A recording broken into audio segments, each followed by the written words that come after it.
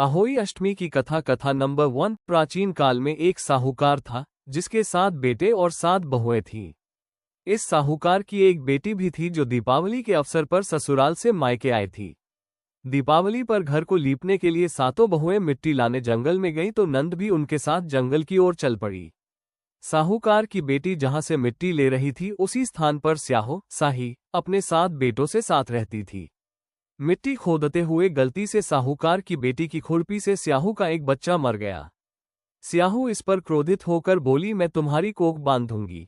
स्याहू की यह बात सुनकर साहूकार की बेटी अपनी सातों भाभियों से एक एक करके विनती करती है कि वो उसके बदले अपनी कोख बंधवा ले। सबसे छोटी भाभी नंद के बदले अपनी कोख बंधवाने के लिए तैयार हो जाती है।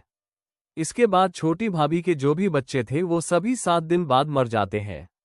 7 पुत्रों की इस प्रकार मृत्यु होने के बाद उसने पंडित को बुलवाकर इसका कारण पूछा। पंडित ने सुरही गाय की सेवा करने की सलाह दी। सुरही सेवा से प्रसन्न होती है और उसे स्याहू के पास ले जाती है। रास्ते में थक जाने पर दोनों आराम करने लगते हैं। अचानक साहूकार की छोटी बहू की नजर एक ओर जाती है। वो देखती है कि एक सांप गरुड़ पंखनी के बच्चे को डंसने जा रहा है और इसलिए वो सांप को मार देती है। इतने में गरुड़ पंखनी वहां आ जाती है और खून बिखरा हुआ देखकर उसे लगता है कि छोटी बहू ने उसके बच्चे को मार दिया है। इस पर वो छोटी बहू को चोंच मारना शुरू कर देती है। छोटी बहू इस पर कहती है कि उसने तो उसके बच्चे की जान बचाई है। गरुड़ पंखनी इस पर खुश होती है और सुरही सहित उन्हें स्याहू के पास पहुंचा देती है। स्याहू छोटी बहू की सेवा से प्रसन्न होकर उसे 7 पुत्र और 7 बहुएं होने का आशीर्वाद देती है। स्याहू के आशीर्वाद से छोटी बहू का घर पुत्र और पुत्र की वधुओं से हरा भरा हो जाता है। अहोई अष्टमी का अर्थ एक प्रकार से ये भी होता है अनहोनी को होनी बनाना, जैसे साहूकार की छोटी बहू ने कर दिखाया। कथा नंबर 2। दंतकथा के अनुसार एक बार एक औरत अपने 7 पुत्रों के साथ एक गांव में रहती थी। एक दिन कार्तिक महीने में वह औरत मिट्टी खोदने के लिए जंगल में गई।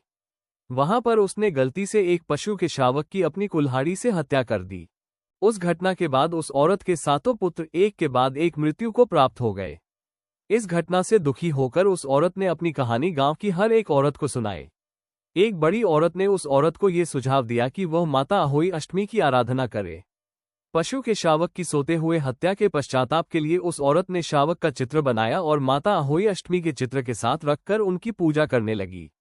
उस औरत ने 7 वर्षों तक अहोई अष्टमी का व्रत रखा और आखिर में उसके 7 पुत्र फिर से जीवित हो गए।